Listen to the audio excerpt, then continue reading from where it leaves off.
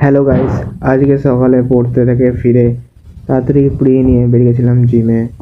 Gym থেকে ফিরে এসে আমি আমার পোস্ট ওয়ার্কআউট মিল খেলাম।